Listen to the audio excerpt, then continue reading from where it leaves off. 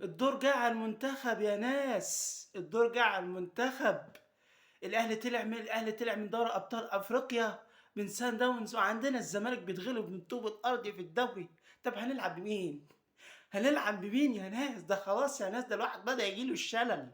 أسوأ كرة في الدنيا، بنشوف أسوأ كرة في الدنيا. فريق يطلع من دوري أبطال أفريقيا وفريق تاني بيتغلب من طوب الأرض. طب هنلعب منين؟ هنلعب بمين؟ هنجيب من الشارع؟